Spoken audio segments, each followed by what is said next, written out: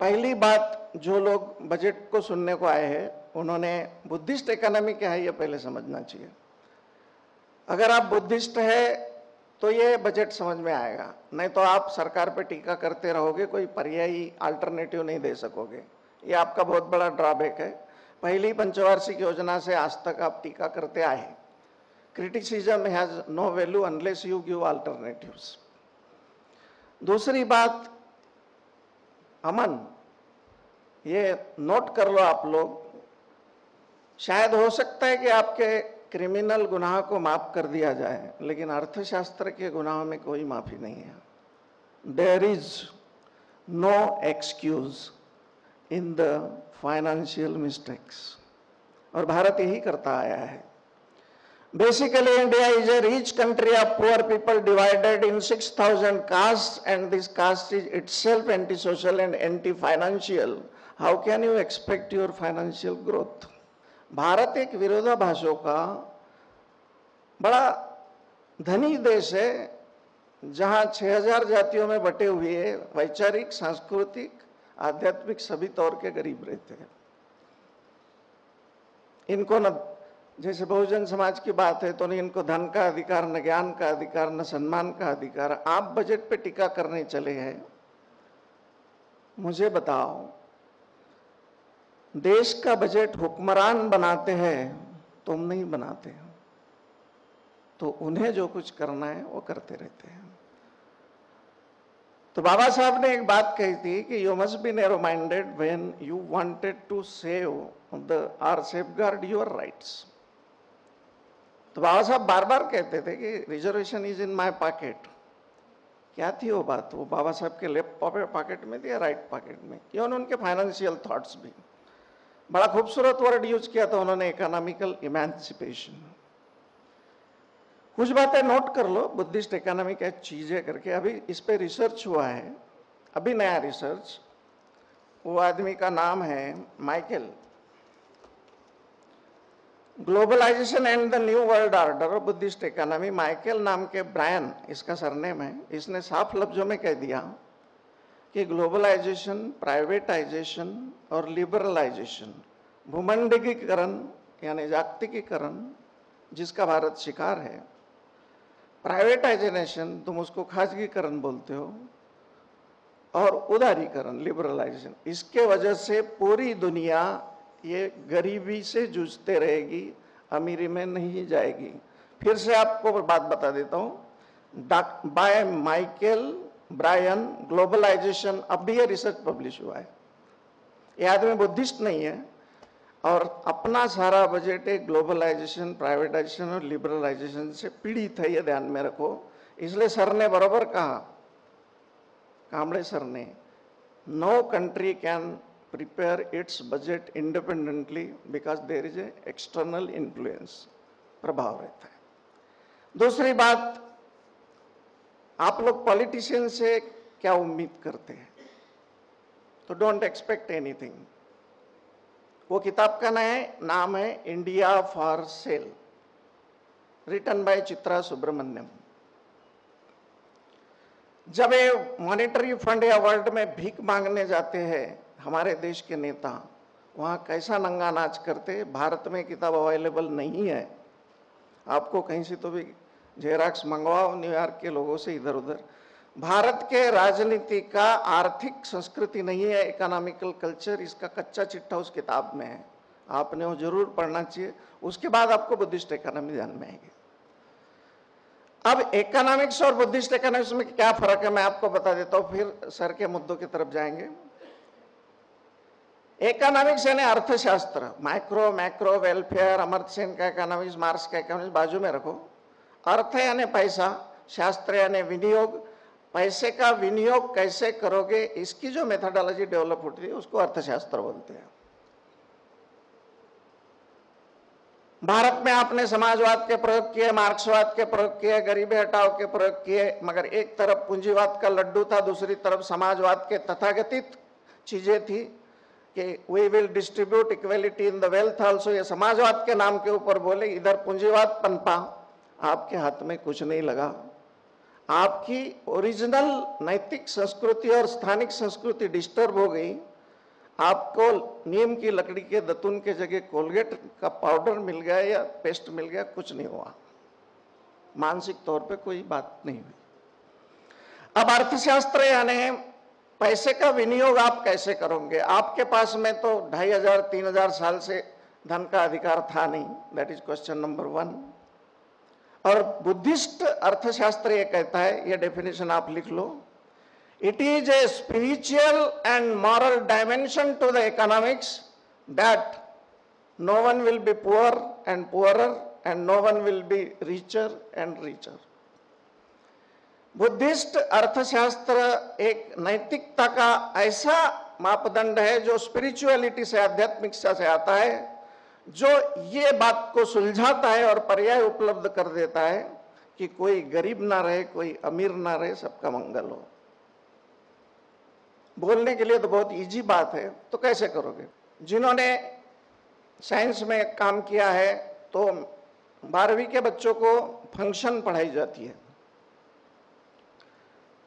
तो बुद्धिस्ट अर्थशास्त्र का जो मध्यम मार्ग का अर्थशास्त्र है वो कहां से आता है। तो ये फार्मूला आप लिख लो डायरी में, W = N, साउथ भाषा में थोड़ा मैथमेटिकल पार्ट है, बजट तब समझ में आएगा आपके। W यानी वेल बीइंग, तुम्हें एजुकेशन का अधिकार मिल गया, तुम्हें हेल्थ का अधिकार मिल गया, तुम्हें अच्छी नौकरी मिल गई, तुम्हें अच्छा वातावरण मिल गया, तुम्हारे को प्रदूषण रहित वातावरण में जीने का मौका मिला, और जीवन जैसा कि नश्वर है तो शान से जीने का मौका मिला और शान से मरने का मौका मिला। ऐसी उच्चतम चेतना की अवस्था में आप जी रहे हैं, उसे वेल बीइंग कहते हैं। आप क्या है भारत में? आप भारत में कंज्यूमर है, उपभोक्ता, उत्पादक भी नहीं है, आपको चॉकलेट बनाने का भी ज्ञान नहीं है। You are a consumer, you are not producer. तो फिर बजट पे टीका कैसे करते हो? दूसरी बात, ध्यान से देखो, जो नवबौद्ध 1956 के बाद बने, उनका अर्निंग माइंड नहीं है, उनका एक्सपेंडिचर माइंड है। जो कमाते उसे खर्चा कैसे करना, ये आपके साथ हुई दुर्घटना है। You are not a earning personalities. Whatever you are earning, you are making expenditure. और उल्टी तो बात ऐसी, जब आपकी शादी होती है तो आपके बीवी की जरूरतें बढ़ जाती है और वो कहती है प्रेम के अज्ञात क्षण में क्या था, आपल्याला नवीन फ्लॅट घ्यावा लागेल, नवीन घर घ्यावा लागेल, नवीन सगळे, इसका EMI चुकाते चुकाते आप 60 साल के हो जाते हैं। और जैसे कि आप अनुसूचित जाति हो तो 1000 बीमारी आपको घेर लेती है, मेडिकल गाइडेंस नहीं मिलता, यही चुकाते चुकाते आप मर जाते हो। तो बुद्धिस्ट इकोनॉमिक्स तो यहां से स्टार्ट होता है कि your mind must be earning mind, not the expenditure mind. तो बड़ी बड़ी बात क्यों करते हो? एक जगह मुझे पूछा गया था कि बुद्धिस्ट इकोनॉमिक्स की कास्ट से कैसी शुरुआत करें, तो मैंने कहा था, अमन में दीक्षा भूमि गया था, वहां मुझे एक जय भीम चाय वाला मिला। आपने देखा है जय भीम चाय? दीक्षा भूमि पे पिछले साल उसने चाय की, जय भीम टी की बाकायदा स्टॉल लगाया था। घाटकोपर में जो परिवर्तन की मूवमेंट में ज्ञान की ऊंचाई के ऊपर जो कार्यकर्ता पहुंच गए, उन्होंने बाबा साहब की खुशबू को विचारों की बिखेरते हुए लोगों की अगरबत्ती जलाने से इनकार कर दिया और खुद की परिवर्तन अगरबत्ती निकाली। Is it not a Buddhist economy? और एक बार तो भाषण में मैंने कहा था कि वो गंगा साबन बनाते हैं क्योंकि उनको अपने पाप धोने हैं। ऋषि कपूर, मैं फिल्म इंडस्ट्री में काम कर चुका हूं। वो गंगा साबन बनाते अपने पाप धोने के लिए, तुम बाबा साहब के कुशल कर्मों को स्थापित करने के लिए वो अगर गंगा साबन बनाते तो आपने जय भीम साबन क्यों नहीं बनाया? आपको रोका किसने है? You are criticising those people who are doing injustice on you. तुम्हारे ऊपर अन्याय करने वाले के ऊपर टीका करते हो। तुम्हारा खुद का इकोनॉमी में कंट्रीब्यूशन क्या है यार? Your mind is expenditure mind. How can you से लाइक दैट? अब यहां पर इन्होंने उदाहरण दिया डिक्की का, दलित चैम्बर ऑफ कॉमर्स। दुनिया के लगभग 100 देश एक जगह जमा हुए। पेनिनसिल्वानिया यूनिवर्सिटी ने उसको स्पॉन्सर किया और डिक्की ने स्पॉन्सर किया और मुझे बुलाया गया उसमें लेक्चर देने के लिए कि पूरी दुनिया को बुद्धिस्ट इकोनॉमिक्स समझाइए। तो उस 5 स्टार होटल में जहां पूरा विश्व जमा हुआ था, और DICCI Dalit chamber of commerce जिसका चेयरमैन मिलिंद कांबड़े, वो मेरा इनडायरेक्टली स्टूडेंट है, उसको पद्मश्री मिली, तो मैंने उसको फोन किया था कि I am proud of my student, उसने फोन तक नहीं उठाया। ये दलित चैम्बर ऑफ कॉमर्स ये तुम्हारी बातें सुनेगा? ये दुनिया के बाबा साहब शौक फुले के सपने बेचने वाले लोग। तो उस भाषण में मैंने ग्रॉस नेशनल हैप्पीनेस दुनिया में कैसे लागू की जाए इसका लेक्चर दिया, और उस लेक्चर में कहा कि ये लेक्चर मैं बाबा साहब अंबेडकर को अर्पित करते हुए जय भीम बोल रहा हूं। वो होटल के जो छोटे छोटे कर्मचारी मेरे पास आए, वो 5 स्टार होटल को कहने लगे कि हमारे होटल की दीवारों ने पहली बार जय भीम नाम सुना है। वेयर इज और बाबा साहब अंबेडकर। अब ये डिक्की को मैंने गाइड किया कि तुम दलित बन के मत जियो, तुम अभी कमाते हो, मगर मुझे कंप्लेंट मिली कि तुम दलित जो उद्योजक है वो मानतेक सिंह अहलूवालिया के पास जाते हैं, पैसे मांगते हैं, उस आधार के ऊपर अपना इंफ्रास्ट्रक्चर डेवलप करते हैं। मेरी आपसे उम्मीद इतनी है कि कोई भी गवर्नमेंट हमको 13 और 7% रिजर्वेशन देता है, कम से कम हमारे लोगों तो काम पे लो। एक भी दलित इंडस्ट्रियलिस्ट ने मुझे इसका वादा नहीं किया that he will appoint backward classes और शेड्यूल कास्ट। ये दलित बोले तो ये मेरे ख्याल से ओपन कैटेगरी का ही अपभ्रंश स्वरूप है, इस धोखे में मत रहना। अब मैं हैदराबाद गया था भारत सरकार की एक ट्रेनिंग के लिए, वहां तो इन्होंने तेलंगाना के चीफ मिनिस्टर को जगह मांग डाली है, भीख मांगे। तो दलित के डिक्की के लोग तुम्हारे को इकोनॉमी में कोई हेल्प करने वाले नहीं है। हमारे महापुरुषों ने और खासकर काशीराम जी ने कहा था कि तुम जब मांगने वाले बनते हो तो तुम्हारा कोई अधिकार नहीं रहता, देने वाले बनोगे तब तुम्हारा अधिकार होता है। ये दलित बन के इंडस्ट्रियलिस्ट बनने वाले, मेरे ख्याल से सरदार जी के मोहल्ले में नाई की दुकान खोल रहे, इनसे बच के रहना। एक एक्सप्लेनेशन दे दिया। अब आप वो फार्मूला ध्यान मेरे को जहां से बुद्धिस्ट इकोनॉमिक्स डेवलप होता है, डब्ल्यू वेल बीइंग, वो मैंने आपके बोल दिया in bracket C comma M और उसको डब्ल्यू लगाओ, वो फंक्शन है। ध्यान से सुनो, ये शायद टेप आपको बाद में अवेलेबल कर दिया जाएगा। सी यानी कंजम्पशन, उसको जोड़ दिया जाए टाइम, क्योंकि हर चीज को टाइम जोड़ दिया जाता है। और बड़ा खूबसूरत फॉर्मूले में एम यानी मेडिटेशन। तुमको अगर धन कमाना है और नैतिकता से कमाना है तो राग लोभ मोह माया तृष्णा अहंकार से मुक्ति के रास्ते के ऊपर चल के नैतिकता के सम्यक आजीविका के साथ धन कमाना होगा, तो ही आपको बुद्धिस्ट इकोनॉमी को बोलने का अधिकार है। दूसरा, ऐसा व्यवसाय मत करना जिससे लोगों को तकलीफ हो या लोगों के स्वास्थ्य के ऊपर प्रतिकूल परिणाम हो। अभी इन्होंने स्वास्थ्य के लिए, हेल्थ के लिए बजट के प्रोविजन के बारे में बात की। भारत की ये विडंबना है कि भारत में स्वास्थ्य तो छोड़िए, करेक्ट मेडिकल गाइडेंस भी नहीं मिलता। सिंपल बात है, बुद्धिस्ट मेडिसिन जिन्होंने पढ़ी हो, दवा खाने से रोग नहीं हुआ तो दवा खाने से जाएगा कैसे? बुद्धिस्ट हेल्थ इंडेक्स ये कहता है you must be psychologically strong then you will be physically strong. Simple गोष्ट आहे, विदर्भात तिखट खातात आणि त्यांना मूळव्याध होतो आणि कोणी त्यांना डॉक्टर सांगते कि तुम्ही मूळव्याधाचं ऑपरेशन करा और तुम पैसे बर्बाद करते हो, इंटेस्टाइन डिओडोनल सब खराब हो जाती है, तीखा बहुत खाते हो तो हीट बढ़ जाती है बॉडी की, ऑपरेशन इज नॉट ए उपाय, फिर भी करते हो। Wrong medical guidance is the problem of India. तुम्हारे रोग के निदान भी नहीं होते, it is a very costly. Black money की बात इन्होंने की, बुद्धिस्ट इकोनॉमी में 1 मिनट में इसका सॉल्यूशन है, कोई मानता नहीं, मैंने बहुत बार बताया इन लोगों को। वो ये है कि नो इंडिविजुअल प्रॉपर्टी, सारी प्रॉपर्टी सारी संपत्ति संघ के मालिकाना होगी। ब्लैक मनी पे चिल्लाने की जरूरत क्या है आपको? You are shouting, Arun Jaitley is shouting, other people are shouting. फिर अमन बोल रहा था जब कि 15 लाख रुपए तुम्हारे अकाउंट में डाल देंगे। यार इनके बहकावे में क्यों आते हो? ब्राह्मणवाद कभी भी तुम्हें असली समस्या के उपाय नहीं बताता, तुम्हें नकली समस्याओं से जूझते जूझते तुम्हारी हालत खराब कर देता है। You must identify what is real problem and what is artificial problem. ये ध्यान में रखो। आप लड़ते रहते आप नकली समस्या से। Why you are shouting against black economy? It is a unresolved solution. और अगर भारत सरकार में हिम्मत है तो उन्होंने संघ का समस्या ने भारत और बाबा साहब इसका प्रोविजन करके गए हैं आर्टिकल 39 में, भूलते कैसे हो?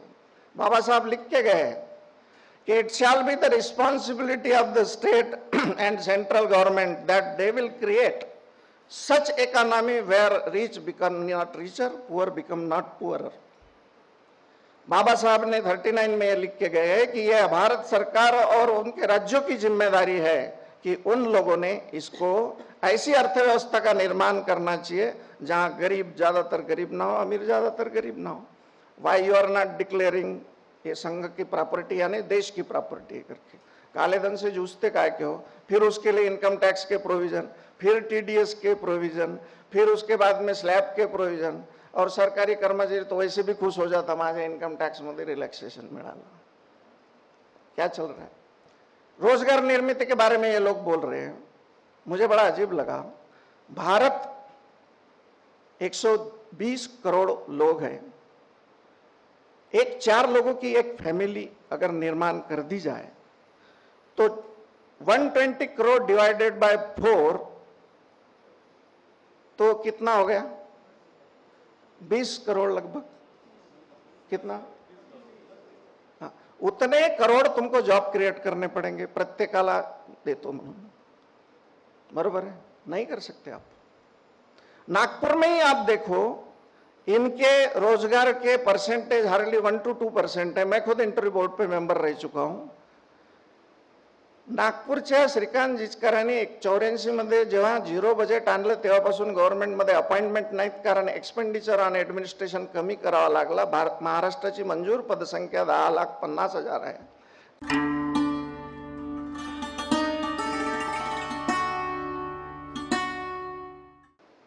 नागपूरच्या श्रीकांत जिचकरांनी 84 मध्ये जेव्हा 0 बजेट आणलं तेव्हापासून गव्हर्नमेंटमध्ये अपॉइंटमेंट नाहीत, कारण एक्सपेंडिचर ऑन ऍडमिनिस्ट्रेशन कमी करावा लागला। महाराष्ट्राची मंजूर पदसंख्या 10,50,000 आहे। 4% रेट ऑफ रिटायरमेंट तुमचा आहे। 40% एम्प्लॉई आज नाही आहेत स्टेट गव्हर्नमेंट जवळ, आणि ते तुम्ही रिक्त पद नाही भरून राहिले तर नवीन कुठून क्रिएट करणार? तेही 20 कोटी। It is a very big job. आणि तुम्ही मार्क करा, महाराष्ट्रात बहुसंख्य लोक नोकऱ्या मिळत नाही म्हणून सेल्फ एम्प्लॉईड आहेत, स्वतः रोजगार निर्मित करून पैसे कमवत आहेत। त्यामुळे या प्रलोभनाच्या मागे तुम्ही जाऊ नका, त्याच्याने काही फायदा होणार नाही। आता सरांनी जे आपले अध्यक्ष या नात्याने यांनी प्रश्न उपस्थित केले त्याची मी उत्तर देऊन देतो। बजट और कोई भी इकोनॉमी हो, उसका आर्थिक और नैतिक आधार करुणा चाहिए, दया नहीं। This is the law of Buddhist economy. कैसे? फिर से समझ लीजिए। जो भी आप बजट प्रोड्यूस करेंगे उसका अधिकार दया नहीं चाहिए, करुणा चाहिए। इस साल पैसे दे दिए, अगले साल और पैसे मांगोगे। SC ST कंपोनेंट के बारे में मैं बाद में बताऊं, मेरा अनुभव तो और बेकार है। भिखारी को भीख देना यानी दया, और भिखारी का भीख मंगापन दूर करना यानी करुणा। किसी को मछली देने के बजाय उसे मछली पकड़ना सिखा दो, ऑटोमेटिक जिएगा। तुम्हारे मोबाइल फोन महंगे हो गए, सिगरेट महंगे हो गई, सब कुछ महंगा हो गया। अगर वो आदमी के पास रोजगार है, वो पैसा है, तो ऑटोमेटिक खरीदी करेगा। उतना टेंशन लेने की देश को जरूरत नहीं है। Give the employment to the people and they will automatic increase their purchasing power. ये तो हो नहीं रहा है, तो उल्टा तुम कर रहे हैं। तो फिर से वो फार्मूले पे आ जाते हैं, W = W in bracket N consumption और M मेडिटेशन। तो तथागत बुद्ध ये कोई ईश्वर नहीं थे, लेकिन ईश्वर से अच्छे इंसान थे। उन्होंने रास्ता खोज के निकाला अब इसका, क्योंकि मैंने वॉकिंग विद बुद्धा फिल्म बनाई तो उस रास्ते पे मैं भी चला। तो इन्होंने गहरे में देखा कि ध्यान करने से आदमी की जरूरतें वैसे भी कम हो जाती है। और आदमी सबके मंगल के लिए काम करता है। My individual welfare lies in the collective welfare, ये ध्यान में रखो। आप लोग मैत्री भावना करते हैं नागपुर में, तो सबके मंगल में ही मेरा मंगल निहित है, लाइज देयर। तो हजारों लोग भूखे हैं, और जैसे कि अमर्त्य सेन जी कहते हैं कि poverty and famine goes together, यानी अकाल और गरीबी साथ साथ जाती है। तो उस तरह से भारत की लगभग 20% जनता जब अकाल में है, तो तुम एंजॉय कैसे कर सकते हो अपनी इकोनॉमी? और यहां बुद्धिस्ट इकोनॉमी स्टार्ट होती है सबके मंगल के लिए। अब सबका मंगल कैसा? तो मेडिटेशन का जो आपने इंडिविजुअल अचीवमेंट किया है, यानी व्यक्तिगत स्तर के ऊपर राग, लोभ, मोह, माया, तृष्णा, त्रुंसा का कमतरता आ गई, तो करुणा का उदय होगा। और ऐसे व्यक्ति जो सम्यक संबुद्ध बने या उस रास्ते के ऊपर चले, अगर इनका संग एक कलेक्टिव थॉट देश को देता है, एक सामूहिक विचार, क्योंकि बुद्ध जब धरती के ऊपर चलते तो 16 square miles area was automatically influenced. The people who are meditative and achieved certain enlightenment as a flux, और श्रोतागम या अनागामी हो गए थोड़े बार, ऐसा कोई स्टेज होता नहीं, मगर आप लोगों ने कन्वीनियंस के रखा। ऐसे लोग अगर एक सामूहिक थॉट दे तो इस देश का भविष्य बहुत अच्छा है, नहीं तो जैसा पर्याय ही बोला इन्होंने वो आप दे नहीं सकते। अब दूसरी बात कि ये पर्याय बुद्धिस्ट इकोनॉमी कहां देती है, अभी आप थोड़ा सोच ले। ये इंडिकेटर मैं बता देता हूं।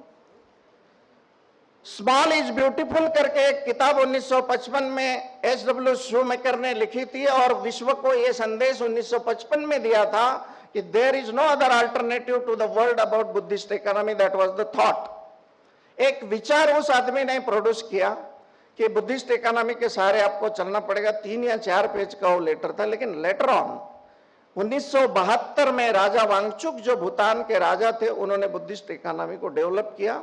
अभी तो मैथमेटिकल मॉडल्स भी आ गए, मैट्रिसेस भी आ गए कि बुद्धिस्ट इकोनॉमी कैसे ये करने का। बुद्धिस्ट इकोनॉमी संरक्षण देश के ऊपर के खर्चे को नहीं मानती, क्योंकि हमारा कोई दुश्मन नहीं है। There is no enemy, we are our self और ओन एनिमी।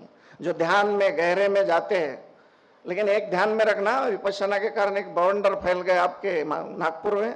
सबका मंगल हो करके साधना करते, घर में बैठे रहते हैं। बाबा साहब ने वार्निंग दिया है, ये मेडिटेशन की वजह से आपको कास्टलेस सोसाइटी मिलने वाली नहीं है। तो every thought must be converted into action. सबका मंगल बोलने से काम नहीं चलेगा, रास्ते पे घूमना पड़ेगा आपको। बुद्ध भी रास्ते पे घूम के लोगों को समझाते थे, आपको भी घूमना पड़ेगा। ध्यान सिर्फ 1 घंटा करो यार, तुम कंफ्यूज मत हो, क्योंकि डॉक्टर सत्यनारायण गोयनका जी का उद्देश्य था कि तुमको ध्यान सिखाना। बाबा साहब का उद्देश्य था कास्टलेस सोसाइटी तक मार्च करना, पंक्चरिंग ऑफ द कास्ट करना है। उद्देश्य अलग अलग है, don't mix with each other. Buddhist economics के 9 इंडिकेटर है जहां पर आपको काम करना पड़ता है। पहला indicator and very important, psychological health आपकी। महाराष्ट्र में खासकर नागपुर में फोबिया से ग्रस्त साइकोलॉजिकल लोग बहुत ज्यादा है। फोबिया यानी कृत्रिम भीति, और न्यूरोटिक यानी बहुत ब्रिलियंट है लेकिन उनका बिहेवियर बड़ा चमत्कारिक है, वागणं चमत्कारिक, न्यूरोटिक बिहेवियर। त्यांचं लग्न झालं तर बायकोला ते म्हणतील व्यवस्थित माझी सेवा कर, पण तिला काही झालं तर काही सेवा करणार नाही। एक नंबरचे स्वार्थी। Psychological health is very necessary.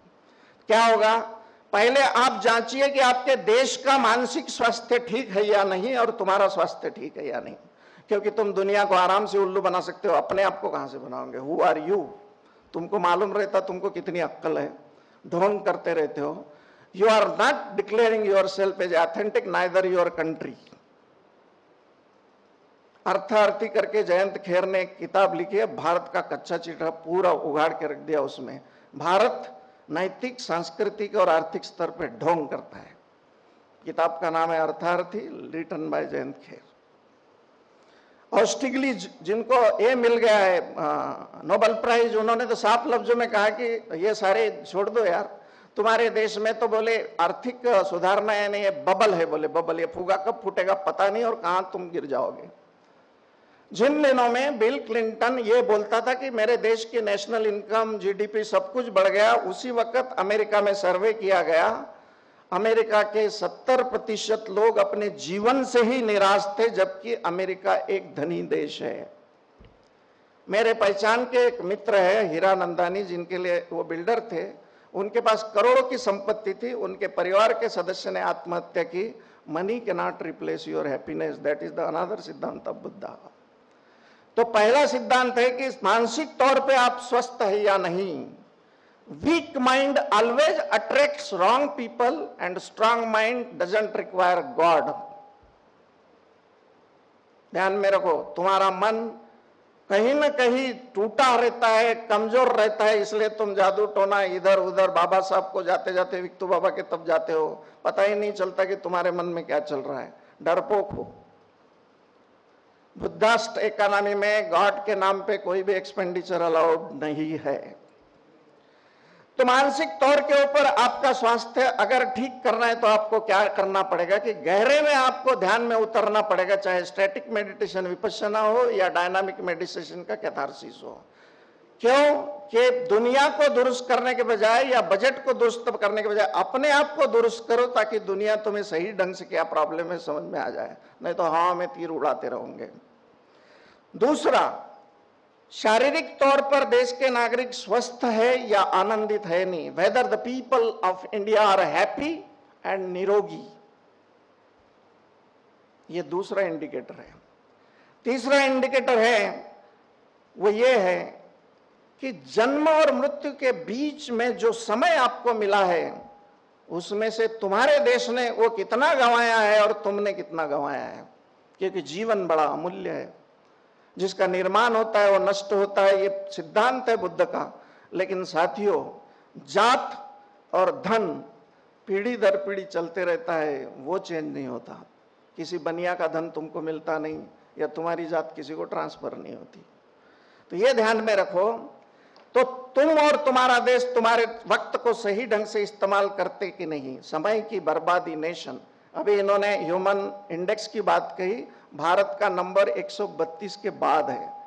World में 150 के ऊपर देश है, 132 भारत का इंडेक्स का मतलब क्या है ह्यूमन डेवलपमेंट इंडेक्स का, कि भारत कभी भी अपने नागरिकों को उतना सम्मान नहीं देता जितना देना चाहिए। नेक्स्ट इंडिकेटर 3 हो गए, मानसिक रूप, साइकोलॉजिकल हेल्थ, शारीरिक हेल्थ, योर जन्म में यूटिलाइजेशन ऑफ जुडिशियसली टाइम, वो आप करते कि नहीं। नेक्स्ट इंडिकेटर है यूर एजुकेशन, कहीं लॉर्ड मैकाले के क्लर्क तो नहीं आप बन गए जो व्यवस्था के गुलाम हैं। तो ये इंडिकेटर ये है आपको प्राथमिक व उच्च शिक्षा सही ढंग से मिल रही है या नहीं। यूर एजुकेशन, प्राथमिक एजुकेशन का सर ने बताया ड्रॉप आउट रेट 60% है SC ST का।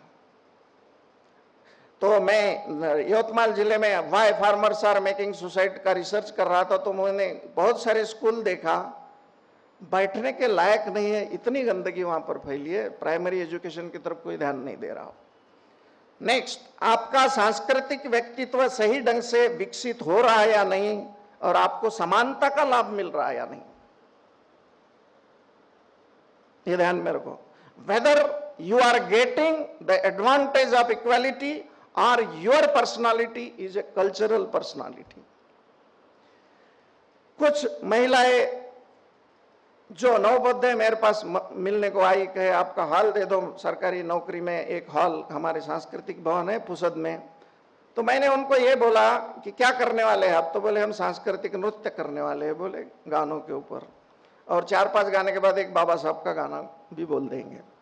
मैंने उन महिलाओं को पूछा, डॉक्टरेट थी, how can untouchable people dance and celebrate their untouchability, बताओ। अछूत लोग सिनेमा के गाने पे नाच के अपने अछूतपन का जश्न कैसे मना सकते हैं, टेल मी।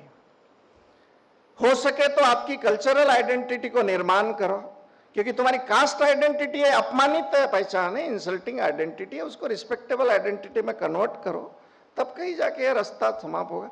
अपने बुद्धिस्ट डांस तुम सेलिब्रेट क्यों नहीं करते, सिनेमा के डांस की तुमको क्या जरूरत है। बघा, म्हणजे आताही आपला समाज बदलला नाही. Next, whether you are getting good governance in the state government और सेंट्रल गवर्नमेंट, तुमको अच्छा प्रशासन मिलता या नहीं, या कहीं, क्योंकि हैदराबाद में मैंने देखा सॉफ्टवेअर के इंजिनियर जो आहे, एक तर त्यांना स्पॉन्डिलायटिसचा त्रास आहे आणि मानेचे विकार झालेले आहेत. पूरी पीढ़ी बर्बाद हो गई है कंप्यूटरच्या नादानं. क्योंकि सूरज को उगते हुए देखना, चंद्रमा के साथ थोड़ी सी बात करना, या धरती पे नंगे पैर के ऊपर चलना और प्रकृति का अद्भुत आनंद लेना, ये मोबाइल और कंप्यूटर के जमाने में आप भूल गए. Buddhist economy doesn't recognise it. Be the part of the nature and you will realise what existence want from you. Who are you? आप लोग अस्तित्व के एक अंश करके जियो, क्योंकि जागे हुए जड़ से सोए हुए चेतन की कहानी के तुम साक्षीदार हो. जागा हुआ जड़ यानी इंसान, सोया हुआ चेतन यानी पत्थर. तुम्हारे इवोल्यूशन से आप यहां तक आए, तो प्रकृति का घटक बन के जियो और अपना तथाकथित न्यूज़पेपर निकालने के लिए हजारों पेड़ों की हत्या मत करो. Because newspapers material comes from the trees and you are killing and obstructing trees. तुम्हें क्या अधिकार है पर्यावरण की रक्षक बोलने का, तुम्हारे तथाकथित पेपर वाले. दूसरा, प्रशासन. महाराष्ट्र में सिर्फ 40% लोग एम्प्लॉयमेंट में हैं, तो वो उनके ऊपर डबल चार्ज है. और आप डेली न्यूज़पेपर पढ़ो तो कर्मचारी आए दिन एंटी करप्शन में पकड़े जा रहे, इधर पकड़े जा रहे. पूरा कर्मचारियों का माहौल और मानसिक स्वास्थ्य डाउन हो गया. इसको अच्छा प्रशासन बोलते हैं. भूटान का प्रशासन देखो आप, उन लोगों ने तो यहां तक के फिक्र किया है कि हमारे कर्मचारी नाराज ना हो. नागपूरचा एकही कर्मचारी मला भेटला नाही जो नाराज नाही, आणि एंटी करप्शनच्या त्याच्या मागे चौकशा नाहीत. भयानक परिस्थिती आहे. नेक्स्ट, 7वां, सामाजिक संबंध. तुम कट्टर हिंदू बनोगे तो कोई कट्टर मुसलमान बन के तुम्हारे से झगड़ा करेगा. सामाजिक संबंध कैसे हो कि जात जात में सोशल एंडोस्मोसिस हो, सामाजिक अभिसरण. कोई जात किसी जात के दुश्मन न हो, क्योंकि caste is in mind not in the physical structure, मगर बताना पड़ता है. या सामाजिक अभिसरण के महापंडित यहाँ बैठे हुए हैं, नरेंद्र साहब हमारे, वो वहां बैठे हुए, उनके पास डॉक्टर बैठे, उनसे सीख लो सामाजिक अभिसरण क्या होता है. ये बाबा साहब ने एनिलिशन ऑफ कास्ट में लिखा है. दूसरा, कम से कम दूसरे जातियों से संबंध बनाते वक्त ये ख्याल रखो कि हमारे दोस्त नहीं बने तो कम से कम दुश्मन तो ना बने. Speak like that. तीसरी बात, सामाजिक संबंधों की, परस्पर संभाव की, एक दूसरे के प्रति आदर भाव रखो. और नवबुद्धों को तो अपने पोट जातियों की समस्या भी सुलझाते नहीं आई, तो आदर भाव तो रह गया बाजू में. You are suffering from the disease of सबका system and how can you talk about the casteless society. Try to resolve your issues और बाद में फिर आगे का देखना. 8वां है, पर्यावरण की कोई हानि तो नहीं करते. आपके उद्योजक, आपके राजनेता और आप इसके बारे में आप जागरूक रहो. ध्यान की परम ऊंचाई के ऊपर पहुंचने के बाद में व्यक्तित्व को ऑक्सीजन की भी ज्यादा जरूरत नहीं पड़ती, इतना व्यक्तित्व प्रफुल्लित रहता है. और यही ध्यान का आपका अनुभव इकोनॉमी में ट्रांसमिट होता है, क्योंकि economy is nothing but it is A science of the life. जीवन कैसे जिया जाए, इसके लिए कुछ उपलब्धियों का ये एक शास्त्र होता है. और 9वां, लिविंग स्टैंडर्ड. आप बराबर, आपका लिविंग स्टैंडर्ड उच्चतम है या नहीं, या कहीं आप गरीबी को तो एंजॉय नहीं कर रहे, you are enjoying the poverty. 62% drop out rate primary और मिडिल स्कूल में है. तो ये बजट में ड्रॉप आउट यानी लोगों का स्कूल से निकलना बंद होने के लिए कोई प्राविधान नहीं है. एजुकेशन अगर आप ठीक से नहीं दे रहे तो आपको क्या अधिकार है. बुद्धिस्ट इकोनॉमी एजुकेशन कैसे देती है कि वो व्यक्ति के विकास को ज्यादा महत्व देती है. वो बोलती है ये परिवार है, ये व्यक्ति है, इसमें धन, ज्ञान और सम्मान के दिए जले, ये आदमी अंधकार में भटकता नहीं रहे. तुम कितने भी बजट बना लो, लेकिन ये 62% या बिलो पॉवर्टी लाइन जो है वो नहीं कर सकते आप उनको. उनके लिए आपको व्यक्ति केंद्रित कि ये परिवार है तो इस परिवार को आगे कैसे बढ़ाया जाए और ध्यान के सहारे उसको कैसे बढ़ाया जाए, इसका बजट होना चाहिए. कोई भी देश इंडिपेंडेंट बजट इसलिए नहीं बना सकता कि हमने भूमंडलीकरण किया कि सारा विश्व एक हो जाएगा, और विश्व एक हो गया है। खरीदी और बिक्री के लिए चीजें यहां बिकती है, तुम लोग खरीदते हो। चाइना का उदाहरण उन्होंने ऑलरेडी दिया है। बुद्धिस्ट इकॉनॉमी ये कहते हैं की तुमच्या पंचक्रोशीत किंवा गावात जेवढी संसाधनं आहेत त्यांचा विकास करून त्यांच्यावर लक्ष केंद्रित करा, फॉरेनचे पैसे आणू नका। That is Buddhist economy. Japan में यह प्रयोग किया गया कि 5 गांव अगरबत्ती बनाएंगे, 5 गांव मोमबत्ती बनाएंगे, आजू के 5 गांव ये बनाएंगे, कुछ ये खेती, कोई एग्रीकल्चर करेगा, और वो क्लस्टर पंचक्रोशी में वो इकोनॉमी डेवलप होती रहेगी। आपके जूते से लेके तो सर का तेल भी अगर फॉरेन से आता होगा तो आप कर क्या रहे हो? Are you giving the importance to your economy? नहीं। तो ये बात है। मार्क्स के रास्ते से जाने के बजाय अगर बुद्धिस्ट इकोनॉमी, उस वक्त हुआ ये कि हमारे बुद्धिस्ट इकोनॉमी के इंडिकेटर डेवलप नहीं हुए थे, मैथमेटिकल पार्ट में छोड़ देता हूं।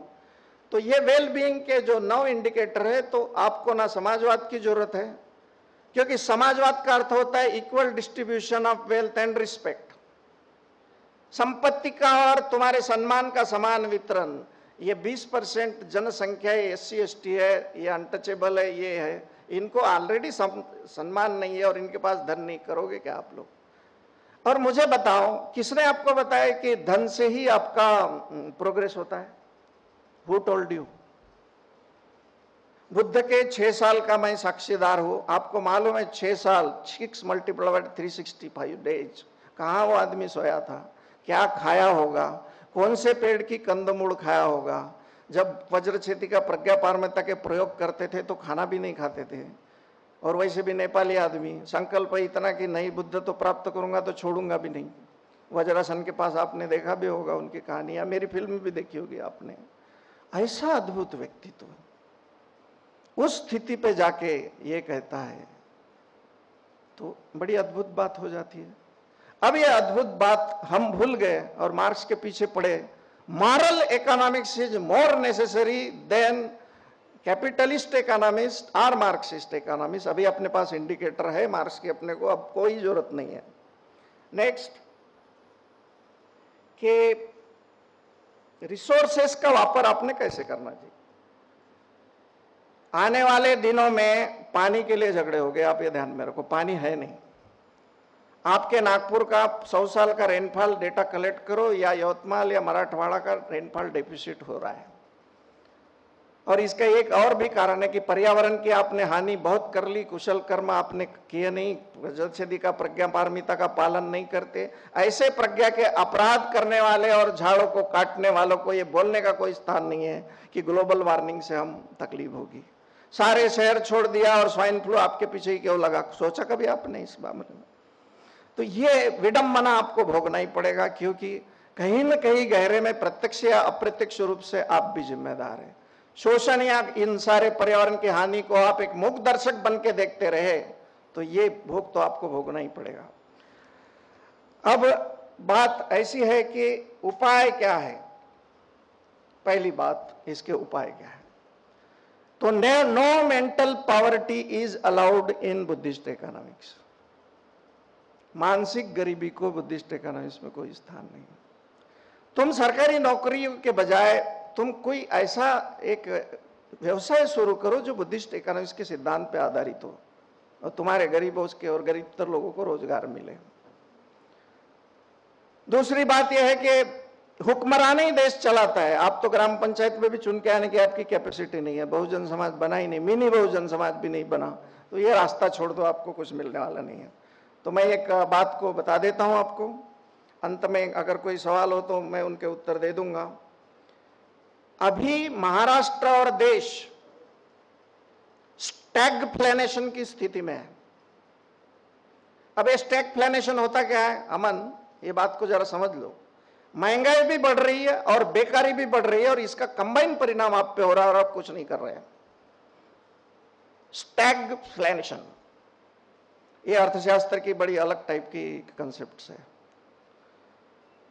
और हमारे सारे नोबेल प्राइज विनर्स जिनसे मैंने किताबें पढ़ी, ग्लोबलाइजेशन एट डिसकंटेंट, पॉल क्रूगमन, उसके बाद में गुनर मिल्डार के द एशियन ड्रामा, वो साफ लफ्जों में कहते हैं कि तुम्हारे देश की आर्थिक समस्या that are not the problem of economics, they are problem of politics.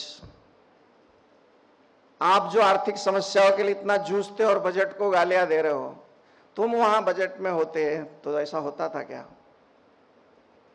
तो economics is a part of politics, ये ध्यान में रखो।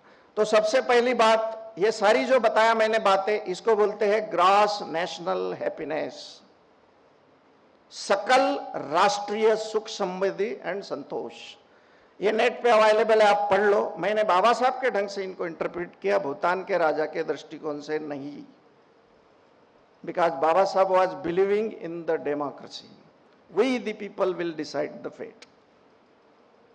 तो पहले वो चित्रपट या फिल्म की कहानी बता के इसका समोरस करते हैं। Caste is itself as a anti financial and social, anti social element. पहले वो प्रॉब्लम को देखो, बुद्धिस्ट इकोनॉमी वहां समझ में आएगी। भूटान की इकोनॉमी में कास्ट को हैंडल नहीं किया गया, आपको हैंडल करना है। और बाबा साहब तो साफ लफ्जों में 2-3 बातें कह के गए। एक, माझ्या चळवळीचे झाड मी खडकावर लावलेले आहे, त्याला जडे, मुळं आणि पालवी खूप वेळा फुटेल, कारण त्याचा रस्ता फार भयानक आहे।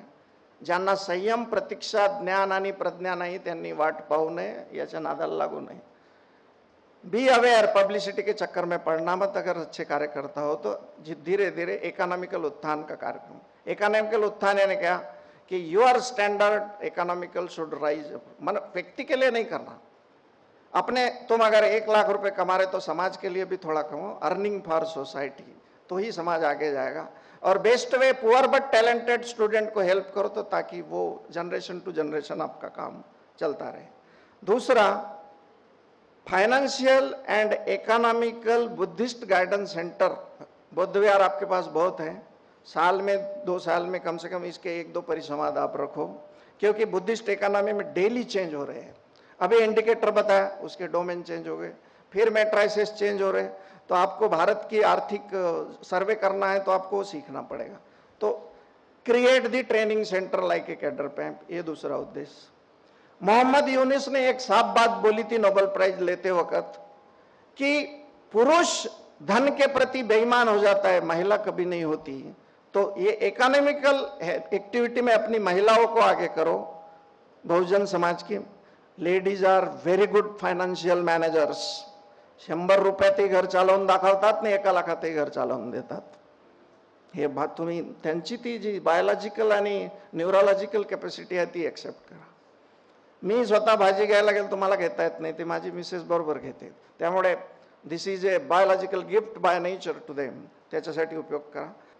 तो साथियों, अगर बाबा साहब को सही मायने में श्रद्धांजलि देनी हो तो ऐसे आर्थिक सत्ता केंद्र तुम्ही काब्यात घ्या। आणि हे आर्थिक सत्ता केंद्र काय आहेत ते मी एप्रिल किंवा मे मध्ये जर आम्हाला बोलावलं तर येऊन कमीत कमी 4 तास बुद्धिस्ट इकोनॉमीचे इंडिकेटर लाऊन देश के प्राइम मिनिस्टर को कैसे मजबूर करना ताकि वो बुद्धिस्ट इकोनॉमी को एक्सेप्ट करे। और ये हो सकता है, क्योंकि पिछले प्राइम मिनिस्टर को हमने बोला था, नेट पे अवेलेबल है, and they thought that but not implemented. ये कर सकते हैं हम लोग। तो Aman, you promise and we will do that. जय भीम, जय भारत।